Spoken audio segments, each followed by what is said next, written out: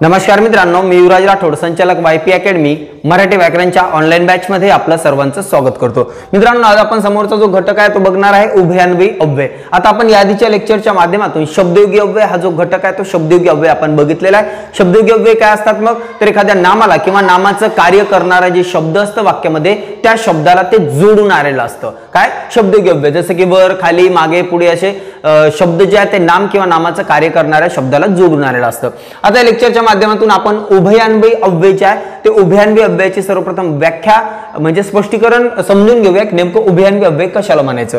तर या ठिकाणी लक्ष द्या, उभयान्वयी अव्यय उभय आणि अन्वय। उभय, ठीक आहे, उभय म्हणजेच काय दोन, आणि अन्वय, अन्वय म्हणजेच काय संबंध। मग या ठिकाणी दोघांमधला संबंध दर्शविणारा हा शब्द आहे उभय, आणि या ठिकाणी अन्वय म्हणजे दोघांमधला संबंध। मग उभयान्वयी अव्यय कशाला म्हणायचं तर दोन किंवा अधिक जे काही शब्द आहे किंवा दोन किंवा अधिक वाक्य आहे, हे दोन किंवा अधिक शब्द किंवा जे वाक्य आहे ते वाक्य जोडण्यासाठी ज्या शब्दाचा वापर केला जातो, ज्या अव्ययाचा वापर केला जातो आणि ते अविकारी अव्यय असतात, ज्या अविकारी अव्ययाचा वापर केला जातो त्याला म्हणायचं उभयान्वयी अव्यय। मग उदाहरण बघूया, उदाहरण घेतल्यानंतर तुमच्या लक्षात येईल दोन शब्द किंवा दोन वाक्य जोडण्यासाठी मध्ये जो शब्द आलेला असतो अविकारी शब्द त्याला काय म्हणायचं उभयान्वयी अव्यय। मग या ठिकाणी बघूया वाक्य बघितल्यानंतर तुमच्या लगेच लक्षात येईल की नेमकं उभयान्वयी अव्यय जे आहे ते कशाला म्हणायचं। मग या ठिकाणी लक्षात घ्या, जसं की गिरीश दंगा करतो म्हणून गिरीश दंगा करतो म्हणून मार खातो।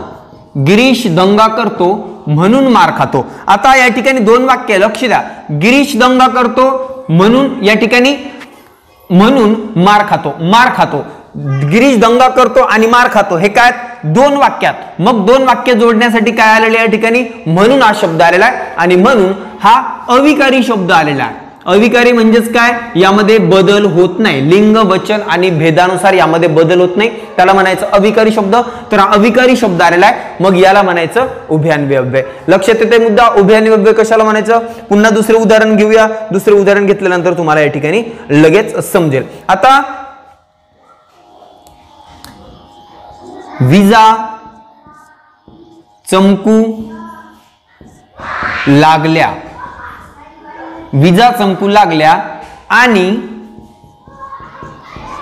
पावसाला सुरुवात झाली।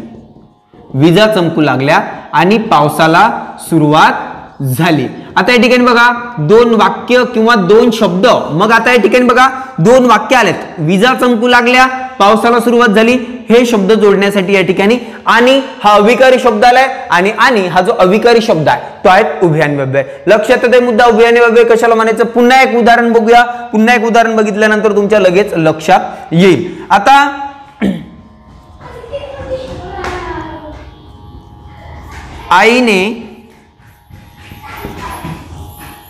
आईने मंडईतून, मंडई म्हणजेच काय भाजी मंडईतून, आईने मंडईतून कांदे व बटाटे आणले। आईने मंडईतून कांदे व बटाटे आणले। मग आता कांदे आणि बटाटे हे दोन शब्द जे आहे, हे दोन शब्द जोडण्यासाठी या ठिकाणी व हा जो अविकारी शब्द आलेला आहे, या व अविकारी शब्दाला काय म्हणायचं उभयान्वयी अव्यय म्हणायचं। लक्षात येतोय मुद्दा, उभयान्वयी अव्यय कशाला म्हणायचं तर जो काही दोन वाक्य किंवा दोन शब्द जोडण्यासाठी वाक्यामध्ये जो शब्द आलेला असतो अविकारी शब्द असतो त्याला म्हणायचं उभयान्वयी अव्यय। लक्षात येते मुद्दा, उभयान्वयी अव्यय कशाला म्हणायचं झालं, या ठिकाणी तुमचा मुद्दा क्लिअर। मग आता उभयान्वयी अव्ययाचे आपल्याला प्रकार बघायचे आहे। तर उभयान्वयी अव्ययाचे दोन प्रकार पडतात। किती प्रकार पडतात उभयान्वयी अव्ययाचे?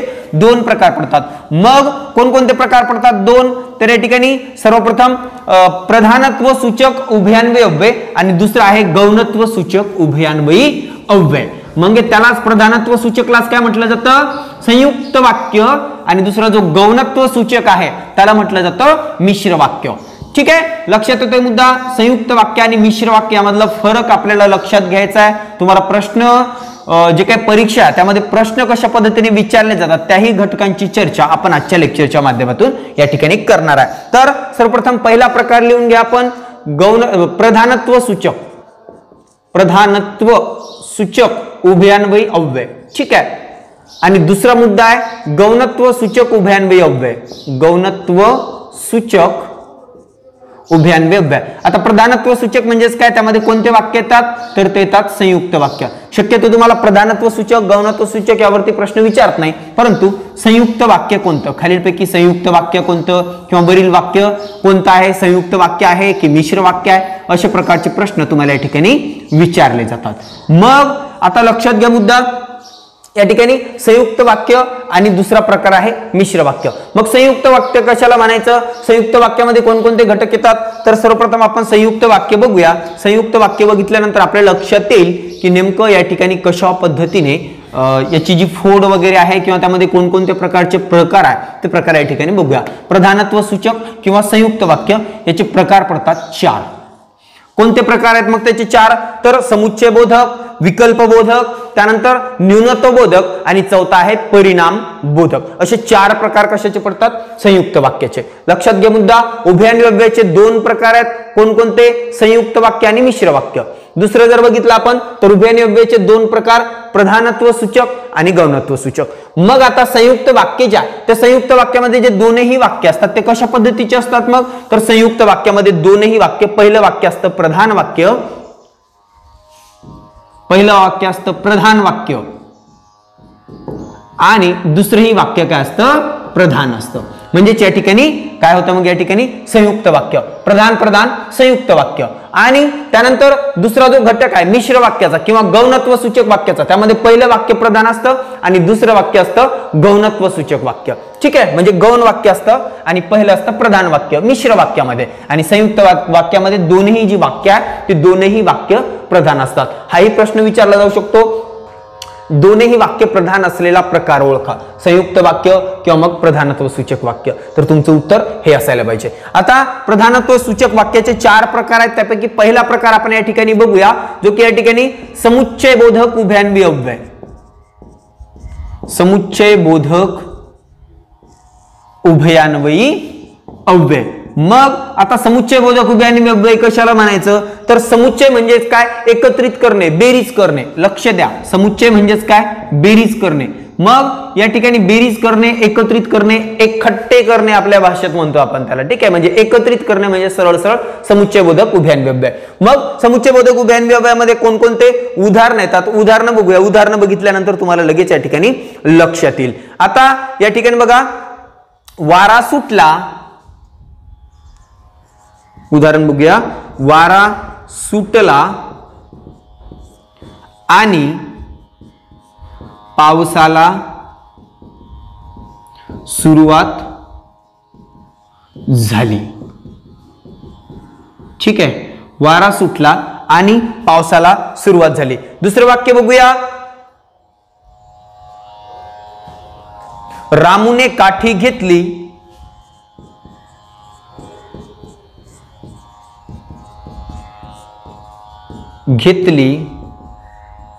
व कुत्र्याला मारले. आता हे वाक्य बघा.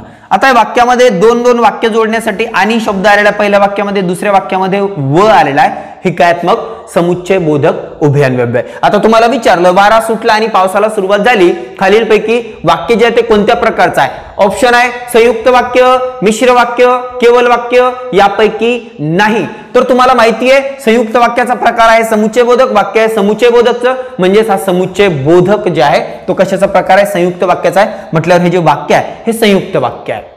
आजच्या लेक्चरच्या माध्यमातून आपण फक्त संयुक्त वाक्याची चर्चा करणार आहे. संयुक्त वाक्य लक्षात घ्या कशाला म्हणायचं ते.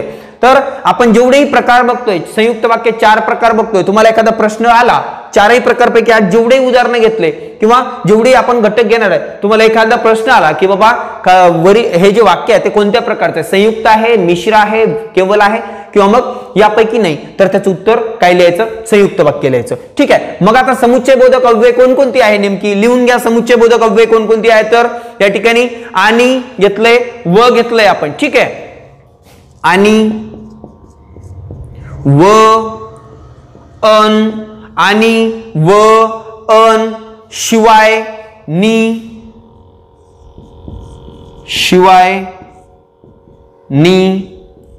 आणखी काय शिवाय नी आणखी आणखी नाही. ठीक आहे. आणिक एक पाहिजे मला, आपण म्हणतो का आपल्या भाषेत, गावरान भाषेत आणिक पाहिजे मला. तर अशा पद्धतीने आणि व अन शिवाय नी आणिक अशा प्रकारचे जर शब्द एक वाक्य आहे, दोन वाक्य जोडण्यासाठी अशा प्रकारचे जर कंजक्शन म्हणजेच काय उभयान्वी अव्यय आलेले असतील तर हे वाक्य जे आहे ते समुच्चय बोधक उभयान्वी अव्ययाचं आहे. मग तुम्हाला यावरती दुसरा प्रश्न कशा पद्धतीने विचारला जातो, वारा सुटला आणि पावसाला सुरुवात झाली, वाक्याचा प्रकार ओळखा.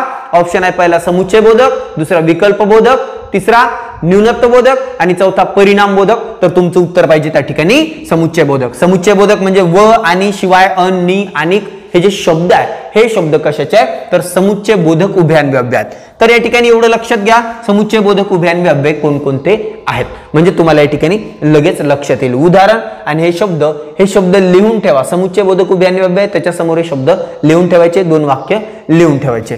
मग यानंतर समुच्चय बोधक आपण बघितला. आता दुसरा प्रकार बघूया. दुसरा प्रकार कोणता आहे तर तो आहे विकल्प बोधक. मग आता नावावरनं काय लक्षात येतं बरं तुम्हाला, विकल्प बोधक म्हणजेच काय तर काहीतरी विकल्प निवडायचा आहे आपल्याला. काय विकल्प निवडायचा आहे, दोन घटक असेल, दोन पैकी एकच निवडावं लागेल. ठीक आहे. जायचंय किंवा यायचंय, दोन्हीपैकी एक निवडा. जायचं तुम्हाला की यायचं आहे, तुम्हाला पास व्हायचं की नापास व्हायचं आहे, एकच विकल्प आहे तुमच्याकडे. दोन्ही तर तुम्ही एकाच वेळेस करू शकत नाही, एक तर पास होणार किंवा नापास होणार. तर हे दोनही घटक तुम्ही एकाच वेळेस करणार आहे का, एकाच वेळेस तुम्ही पासही होणार आहे आणि नापासही होणार आहे का, नाही होणार. लक्ष द्या. तर या ठिकाणी विकल्प बोधक उभयान्वी अव्यय दुसरा प्रकार आहे. काय विकल्प बोधक उभयान्वी अव्यय. मग आता विकल्प बोधक एकतर पास होणार आहे किंवा नापास होणार आहे. मग मी पास होईल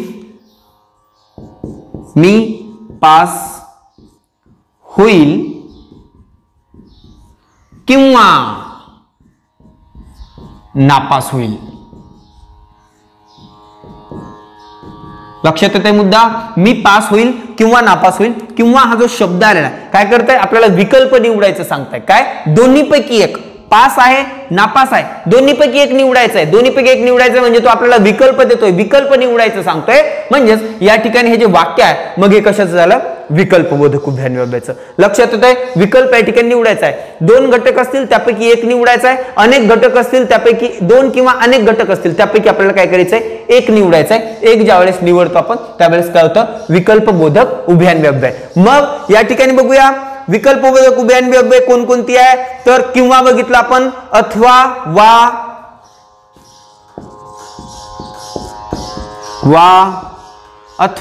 वा, त्यानंतर किंवा, हे काय अथवा, वा, किंवा, त्यानंतर की, अगर,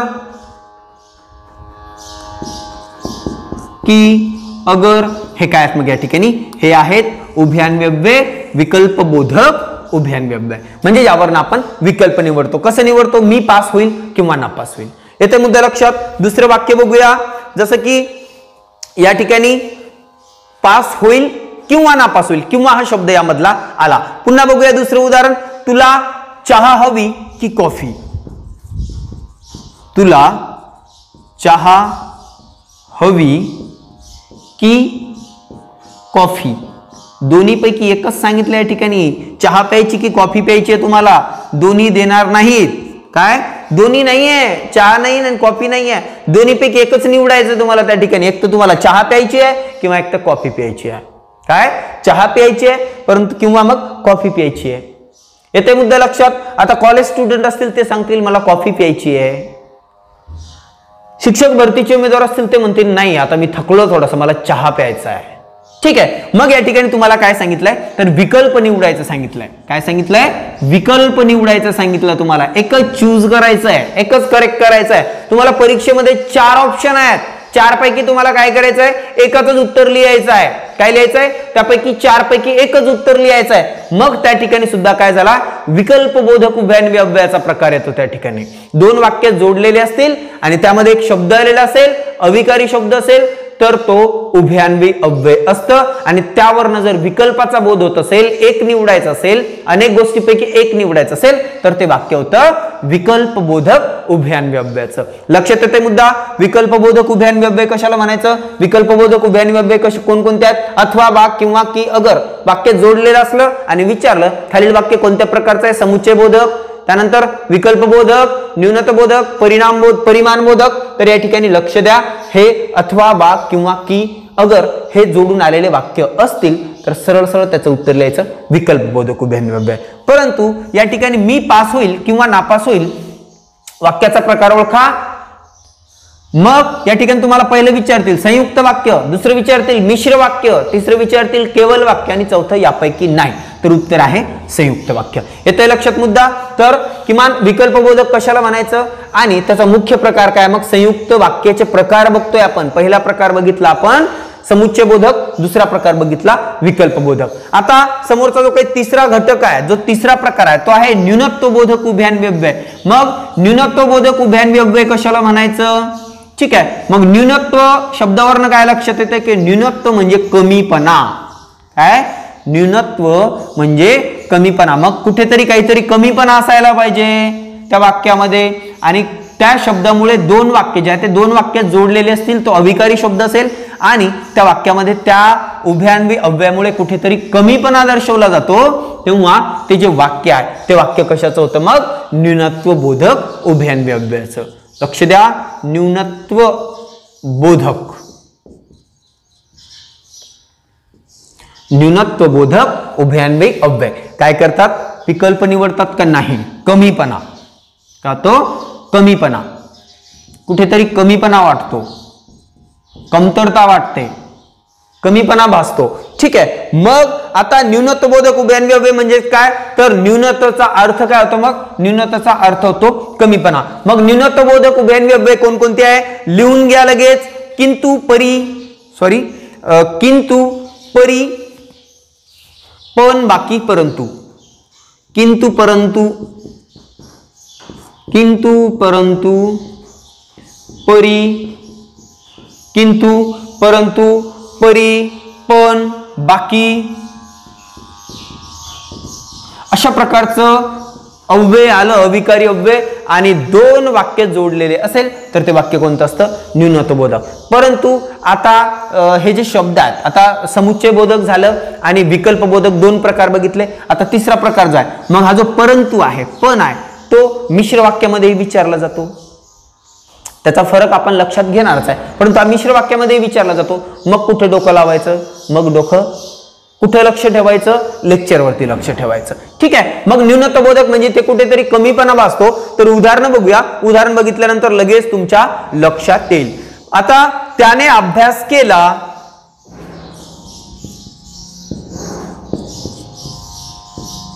त्याने अभ्यास केला,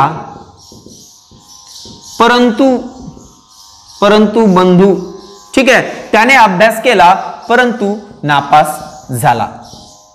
मग सोयीचा अभ्यास केला का त्यानं, नाही केला. सोयीचा अभ्यास केला असता तर पास झाला असता. ठीक आहे. मग त्याने अभ्यास केला परंतु नापास झाला. मग या ठिकाणी बघा काहीतरी कमी पण आहे, या ठिकाणी अभ्यास करूनही या ठिकाणी नापास होतोय म्हणजे काहीतरी कमी पण आहे. म्हणजे या ठिकाणी परंतु हा जो या ठिकाणी उभयान्वी अव्यय आला तो आहे न्यूनत्वबोधक उभयान्वी अव्यय. आता या ठिकाणी न्यूनत्वबोधक जे उभयान्वी अव्यय आहे ते उणीव दर्शवणारा या ठिकाणी दुसरं वाक्य असतं. म्हणजे कमीपणा दर्शवणारं जे वाक्य आहे तो कमीपणा दर्शवणारं वाक्य असतं दुसरे वाक्य. मग या ठिकाणी बघा त्याने अभ्यास केला, भरपूर अभ्यास केला त्याने, परंतु नापास झाला. दाखवलाय कमीपणा या ठिकाणी. लक्ष द्या, ज्या वाक्यामध्ये परंतु शब्द आला, किंतु, परी, पण, बाकी हे शब्द आले आणि दुसऱ्या वाक्यामध्ये त्याचा कमीपणा दाखवलेला असेल तरच ते वाक्य न्यूनत्वबोधकचं होतं. त्यानंतर दुसरं वाक्य बघूया. परीक्षा पेपर सेट करणाऱ्या व्यक्तीचा फेवरेट वाक्य आहे. काय, पेपर सेट करणाऱ्या व्यक्तीचा फेवरेट वाक्य आहे मरावे परी कीर्तिरूपी उरावे. मरावे परी कीर्ती, कीर्ती म्हणजे मुलगी नाही बरं, कीर्तिरूपी उरावे. मरावे परी कीर्तिरूपी उरावे. मग या ठिकाणी परी, मरावे आणि कीर्तिरूपी उरावे या दोन वाक्य जोडण्यासाठी परी हा शब्द या ठिकाणी आलेला आहे. मरावे परी कीर्तिरूपी उरावे म्हणजेच या ठिकाणी याचं काय सांगितलं, या दोन वाक्याच्या यामध्ये मरावे परी कीर्तिरूपी उरावे, परी हा जो शब्द आलेला आहे हा उभयान्वी अव्यय आहे. तो कोणत्या प्रकारचा आहे? न्यूनत्व बोधक उभयान्वी अव्यय. मग तुम्हाला विचारतील मरावे खालीलपैकी न्यूनत्व बोधक उभयान्वी अव्ययाचे वाक्य ओळखा. हे वाक्य त्यामध्ये उत्तर असेल मरावे परी कीर्तिरूपी उरावे, किंवा त्याने अभ्यास केला परंतु नापास झाला, हे कशाचे? न्यूनत्व बोधक. किंवा मग हे वाक्य देतील मरावे परी कीर्तिरूपी उरावे वाक्य कोणत्या प्रकारचं आहे? उभयान्वी अव्ययाचं कोणत्या प्रकारचं आहे? न्यूनत्व बोधक आहे, समुच्चय बोधक आहे, त्यानंतर विकल्प बोधक आहे की परिणाम बोधक आहे? तर तुमचं उत्तर असायला पाहिजे या ठिकाणी न्यूनत्व बोधक उभयान्वी अव्ययाचं हे वाक्य आहे. लक्षात येते मुद्दा? न्यूनत्व बोधक उभयान्वी अव्यय कशाला म्हणायचं? तर एखाद्या वाक्यामध्ये कमीपणा दर्शवलेला असेल, कोणत्या शब्दामुळे? ह्या उभयान्वी अव्ययामुळे कमीपणा दर्शवलेला असतो, आणि तो जो कमीपणा आहे ते कोणत्या वाक्यामध्ये दर्शवलेला आहे? तर तो कमीपणा दुसऱ्या वाक्यामध्ये दर्शवलेला आहे. लक्षात येते मुद्दा? कमीपणा कोणत्या वाक्यामध्ये दर्शविला जातो? जवळपास दुसऱ्या वाक्यामध्ये जो कमीपणा आहे तो कमीपणा या ठिकाणी दर्शविलेला असतो, त्यामुळे त्याला काय म्हणायचं? न्यूनत्व बोधक उभयान्वी अव्यय. मग विकल्प बोधक उभयान्वी अव्यय, समुच्चय बोधक उभयान्वी अव्यय आणि न्यूनत्व बोधक उभयान्वी अव्यय यामधला फरक लक्षात आला? समुच्चय बोधक म्हणजेच काय? एकत्रित करणे, बेरीज करणे अशा प्रकारचे शब्द. आणि, व, किंवा तो आणि मी, ती आणि मी म्हणजे दोन घटक झाले त्या ठिकाणी एकत्रित झाले. काय झाले? एकत्रित झाले. आणि व, बहीण आणि भाऊ, बहीण व भाऊ हे काय झाले? एकत्रित. म्हणजे व जो शब्द आलाय, कांदा व बटाटे म्हणजे दोन्ही आलेत त्या ठिकाणी, एक नाहीये, दोन्ही आलेत. म्हणजेच या ठिकाणी काय? समुच्चय बोधक झाला. विकल्प किंवा चहा घ्यायची की कॉफी घ्यायची, ठीक आहे, अभ्यास केला किंवा नाही केला, हे जे शब्द आहेत हे शब्द किंवा अथवा हे जे शब्द आहेत या ठिकाणी हे शब्द काय येतात? मग या ठिकाणी हे शब्द किंवा आणि अथवा विकल्प बोधक उभयान्वी अव्ययाचे आहे. आणि न्यूनत्व बोधक उभयान्वी अव्ययाचे किंतु, परंतु, परी, पण, बाकी हे जे शब्द आहेत हे शब्द या ठिकाणी काय असतात? न्यूनत्व बोधक. पुन्हा एक उदाहरण बघूया बाकी या शब्दाचं. जसं की या ठिकाणी लक्ष द्या, बाबांना थोडा ताप होता, बाबांना थोडा ताप होता, बाकी सर्व ठीक. लक्षात येते मुद्दा? बाबांना थोडा ताप होता परंतु बाकी सर्व ठीक आहे, सर्व लोक मजेत आहे. मग या ठिकाणी बाकी हा जो शब्द आलेला आहे हा बाकी शब्द या ठिकाणी काय दर्शवतं? तर न्यूनत्व बोधक उभयान्वी अव्यय आहे. लक्षात आला मुद्दा? न्यूनत्व बोधक उभयान्वी अव्यय कशाला म्हणायचं? पुन्हा एकदा वारंवार एकच गोष्ट मी रिपीट करतोय. बाबांना थोडा ताप होता, बाकी सर्व ठीक. वरील वाक्य कोणत्या प्रकारचे आहे? उभयान्वी अव्ययापैकी पहिला ऑप्शन असेल संयुक्त वाक्य, दुसरं असेल मिश्र वाक्य, तिसरं असेल केवल वाक्य आणि चौथं असेल यापैकी नाही. तर याचं उत्तर असणार आहे संयुक्त वाक्य, कारण आपण संयुक्त वाक्याचे प्रकार बघत आहे. भानावर राहा, लक्ष ठेवा, लक्ष द्या, ठीक आहे. मग यानंतर समोरचा जो घटक आहे तो समोरचा चौथा प्रकार आणि संयुक्त वाक्याचा शेवटचा प्रकार आहे. मग संयुक्त वाक्याचा चौथा आणि शेवटचा प्रकार कोणता आहे? मग तर तो आहे परिणाम बोधक. परिमाण नाही, हा परिमाण नाही. परिमाण कशामध्ये येतं? परिमाण आपण कशाचे प्रकार बघितले? संख्यावाचक विशेषणाचे प्रकार बघितले. संख्यावाचक नाही, विशेषणाचे प्रकार बघितले. कोणतं विशेषण? गुण विशेषण, संख्यावाचक विशेषण. तर त्यामध्ये परिमाण बघितलं आपण, परिमाण, परिणाम नाही. तर हा परिणाम आहे. परिणाम म्हणजेच मी तुम्हाला शिकवलं त्याचा तुमच्या डोक्यावर काही परिणाम झाला का? हा परिणाम आहे, ठीक आहे. मग चौथा जो घटक आहे तो चौथा घटक आहे या ठिकाणी परिणाम बोधक.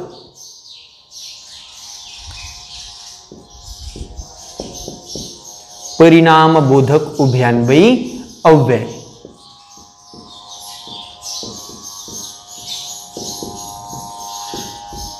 आता परिणाम बोधक उभयान्वी अव्यय कशाला म्हणायचं? मग तर पहिल्या वाक्याचा जी काही घटना असते किंवा कृती असते त्याचा परिणाम दुसऱ्या वाक्यात असतो. लक्ष असू द्या, पहिल्या वाक्यातील घटनेचा किंवा कृतीचा परिणाम दुसऱ्या वाक्यात, हे शब्द या ठिकाणी हा वाक्य अत्यंत महत्वाचा आहे बरं, कारण जे काही परिणामबोधक उभयान्वी अव्यय आहे ते जशाच तसे मिश्र वाक्यामध्ये सुद्धा आहे, त्यामुळे त्या ठिकाणी तुम्हाला कन्फ्युजन होतं. दोन्ही वाक्य त्याच शब्दाने जोडलेले असेल, दोन्ही वाक्य परिणामबोधक, म्हणून हा परिणामबोधक शब्द आहे, लक्ष द्या. म्हणून मग आता म्हणून हा जो शब्द वाक्यामध्ये आला, दोन वाक्य जोडण्यासाठी जर आलेला असेल तर तो संयुक्त वाक्य असू शकतो आणि मिश्र वाक्य असू शकतो. लक्षात घ्या मुद्दा. म्हणून हा जर शब्द वाक्यामध्ये आला, दोन वाक्य जोडण्यासाठी आला, तर ते वाक्य संयुक्तही असतं आणि मिश्रही असतं. येतंय मुद्दा लक्षात. ते वाक्य संयुक्तही असतं, मिश्रही असतं. मग ओळखायचं कसं, हे बघा इथे असं ओळखायचं. ठीक आहे, असं ओळखायचं. नाहीतर मग सरांनी शिकवलं म्हणून शब्द आहे, म्हणून मग काय करायचंय, हा चला चला संयुक्त वाक्य आहे, लिहायचं नाही. वाक्य वाचा, पहिली घटना बघा. घटनेचा जर परिणाम दुसऱ्या वाक्यामध्ये आलेला असेल, त्यामध्ये म्हणून हे कंजक्शन म्हणजे म्हणून हे उभयान्वी अव्यय आलेला असेल, आणि पहिल्या वाक्याचा किंवा पहिल्या वाक्यातील घटनेचा, पहिल्या वाक्यातील कृतीचा परिणाम दुसऱ्या वाक्यामध्ये जर दिलेलं असेल तर ते वाक्य होतं परिणाम बोधक म्हणजेच संयुक्त वाक्य. लक्षात येते मुद्दा. तुम्हाला उदाहरणासहित लिहून देतो म्हणजे तुमच्या काही गोष्टी ज्या त्या ठिकाणी क्लिअर होतील आणि लक्षातही राहतील. मग या ठिकाणी लक्ष द्या, कोणकोणते शब्द आहेत परिणाम बोधक उभयान्वी अव्ययाचे. तर पहिला आहे म्हणून, दुसरा आहे सबब,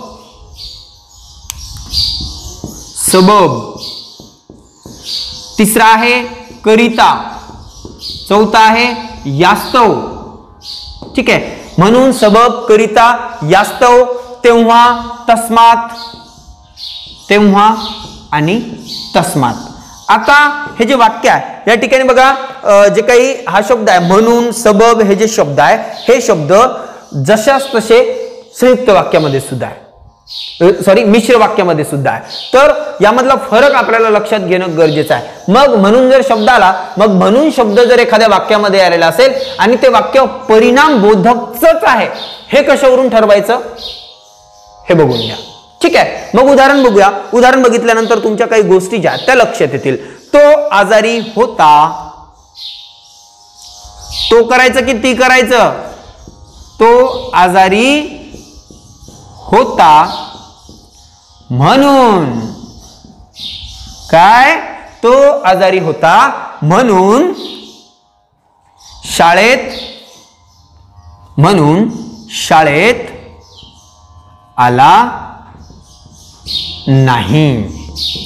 आता लक्ष द्या, हे वाक्य म्हणून उभयान्वी अव्यय आहे. या वाक्यामध्ये कसं असं लिहितात का उभयान्वी?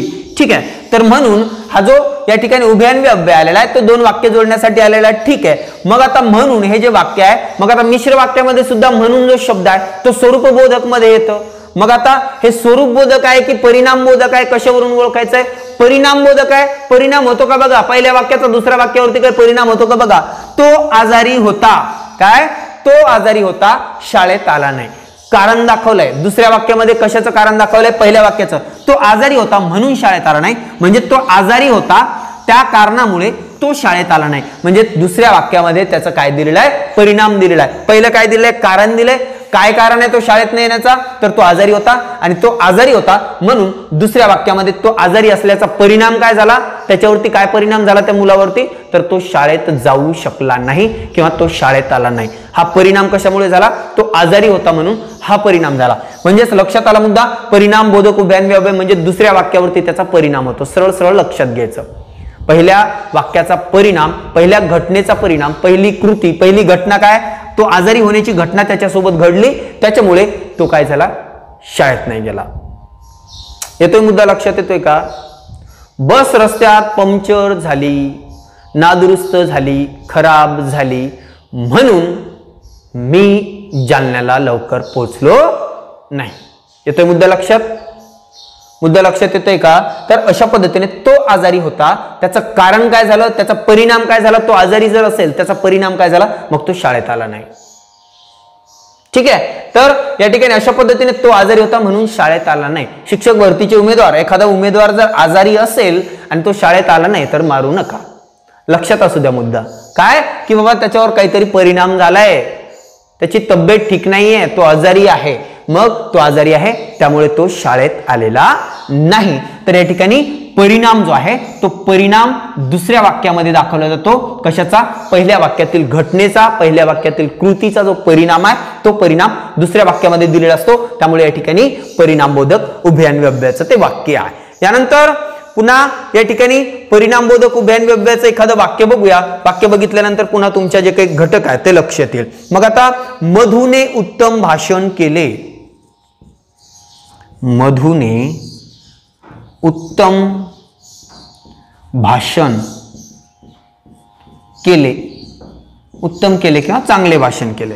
ठीक आहे. म्हणून पुन्हा म्हणूनच आलं का वाक्यामध्ये? म्हणून मधूने उत्तम भाषण केले म्हणून त्याला बक्षीस मिळाले. लक्षात घ्या या ठिकाणी म्हणून वाक्य आहे. मधून उत्तम भाषण केलं, त्याचा परिणाम काय झाला? त्याला बक्षीस मिळालं. दुसऱ्या वाक्यामध्ये परिणाम दिलाय म्हणजे त्याला बक्षीस मिळालं. मधूने चांगलं भाषण केलं नसतं त्याला बक्षीस मिळालं असतं का? नसतं मिळालं. म्हणजेच या ठिकाणी त्याने उत्तम भाषण केलं, त्याचा परिणाम काय झाला? मग त्याचा परिणाम दुसऱ्या वाक्यामध्ये झाला. काय झाला? त्याला बक्षीस मिळालं. म्हणजेच या ठिकाणी हे जे म्हणूनचं वाक्य आहे ते आहे परिणामबोधक उभयान्वी अव्ययाचं. लक्षात येतोय मुद्दा? पुन्हा या ठिकाणी बघूया. सायकल वाटेत नादुरुस्त झाली. सायकल वाटेत नादुरुस्त झाली. सबब, सबब, सबब मला उशीर झाला. हा तरी बिचारा मुलगा इमानदार आहे. त्याची सायकल वाटेत नादुरुस्त झाली, सबब त्याला उशीर झाला. परंतु आम्ही डायरेक्ट शाळेतच जायचो नाही.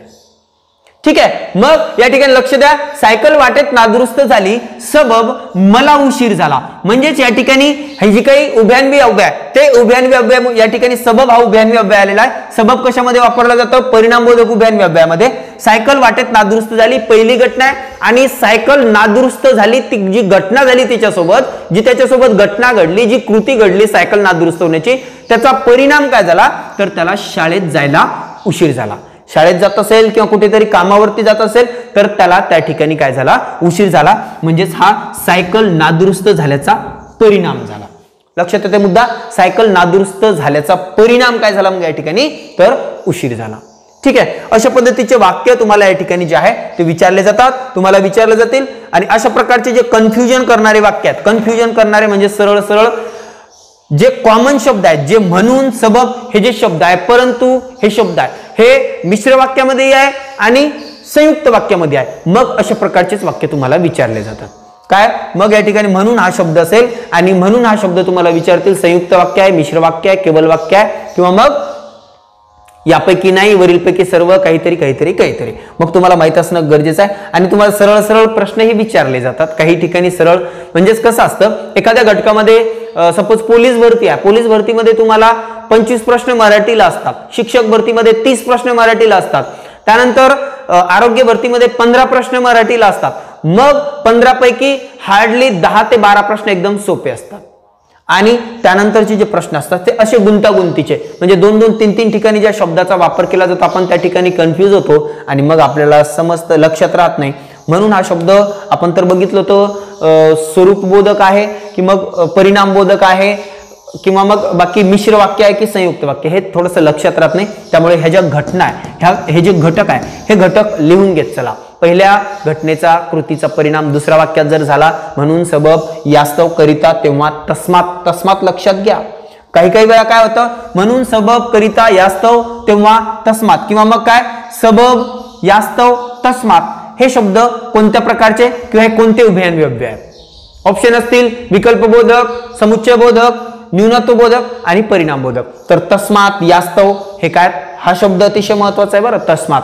तर तस्मात हा या ठिकाणी परिणामबोधक उभयन व्यव्यय आहे. लक्षात घ्या, असे छोटे छोटे मुद्दे जे आहेत ते लक्षात घेणं अतिशय गरजेचं आहे. त्यामुळे या ठिकाणी असे जे घटक आहे ते घटक तुम्हाला वारंवार परीक्षेत जे आहे ते विचारले जातात. तर आशा करूया जे काही आपण उभयन व्यव्ययाचे सर्वप्रथम आपण बघितले दोन प्रकार आहेत. उभयन व्यव्यय कशाला म्हणायचं बघितलं, उभयन व्यव्ययाचे उदाहरणं बघितलेत, उभयन व्यव्ययाचे प्रकार किती आहेत, दोन आहेत, प्रधानत्व सूचक, गौणत्व सूचक. त्यामधला पहिला प्रकार बघितला आपण प्रधानत्व सूचक म्हणजेच संयुक्त वाक्य. संयुक्त वाक्याचे चार प्रकार बघितले. पहिला प्रकार आहे समुच्चय बोधक उभयन व्यव्यय, दुसरा प्रकार आहे विकल्प बोधक उभयन व्यव्यय, तिसरा प्रकार आहे न्यूनत्व बोधक उभयन व्यव्यय आणि चौथा प्रकार बघितला आपण परिणाम बोधक उभयन अव्यय. तर अशा पद्धतीने एकत्रित चार प्रकार बघितले.